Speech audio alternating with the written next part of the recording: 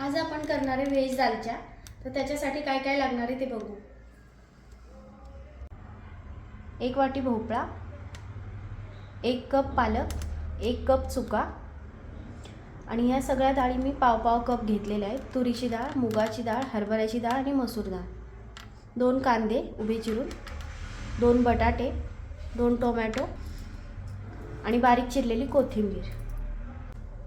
1 चमचा कस्तुरी मेथी, 1 चमचा गरम मसाला, 2 चमचे लाल तिखट. हा दालचा मसाला आहे तो 2 चमचे घेतला आहे. हा नसेल तर मग सांबार मसाला वापरला तरी चालतो. अद्रक लसणाची पेस्ट. आता यात 1 कप पाणी टाकून आपण सगळ्या डाळी शिजवून घेऊ. डाळी स्वच्छ धुवून ठेवलेल्या आहेत त्या टाकून घ्यायच्या. पाव कप हरभऱ्याची डाळ,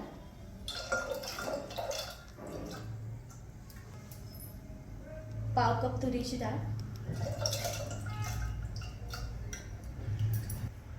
पाव कप मसूर डाळ,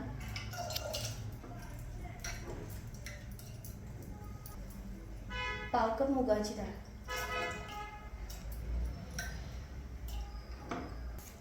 अर्धा चमचा हळद घालायची आणि हे शिजवून घ्यायचं छान. 4 शिट्ट्या घ्यायच्या याच्या 4 शिट्ट्या करून घेऊ.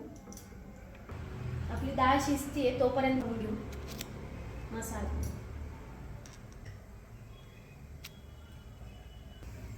आपण मसाले सगळे घेतलेत म्हणून हे दालचिनी, लवंग हे थोडंच वापरणार आहे.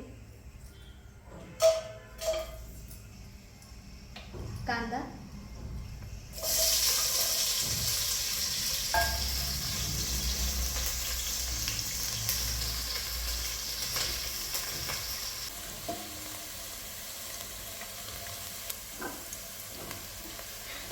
आपला आता कांदा परतून झालेला आहे. आता ही अद्रक लसणाची पेस्ट टाकून घेऊ.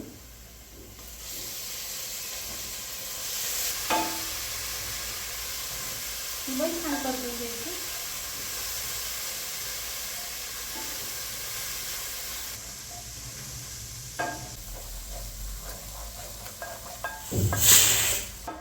आपली पेस्ट आता परतून झालेली आहे. आता टोमॅटो टाकू.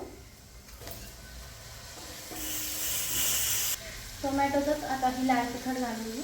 2 चमचे हळद, धनेपूड, हा दालचा मसाला, कस्तुरी मेथी.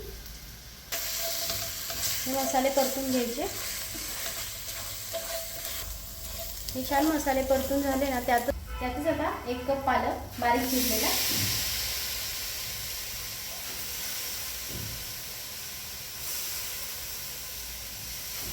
आणि 1 कप चुका.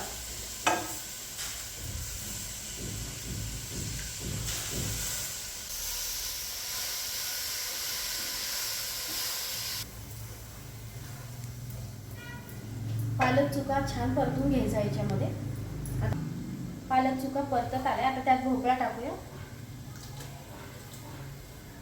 बटाटा, 1.5 चमचा मीठ. आता हे छान परतून घ्यायचं आणि झाकण ठेवायचं.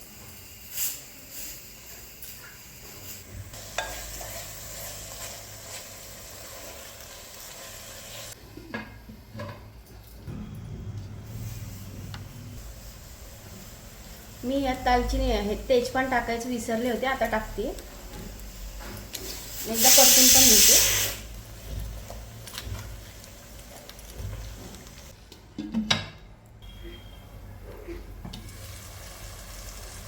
आपला बटाटा पण छान शिजलाय आणि भोपळाही यातला शिजलाय. आता थोडंसं खाली लागण्याआधी थोडंसं पाणी.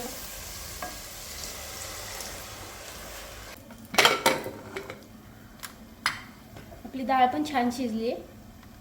ती आता टाकून घेऊ याच्यात. डाळ आता याच्यात टाकून घेऊ. छान शिजली डाळ पण आणि बटाटा पण यातला शिजला. मिक्स करून घेऊ. पाणी टाकू, 1 अर्धा कप.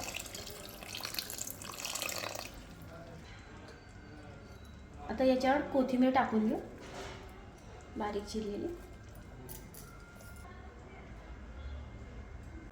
आता याच्यावर 1-2 मिनिटं शिजवून घेऊ बारीक गॅसवर.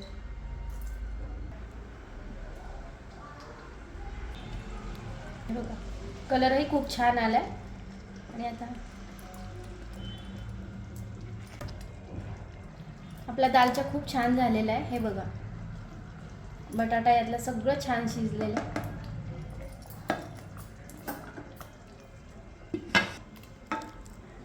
आपला दालचा राईस पण तयार आहे. आणि आता आपण दालचा घेऊ.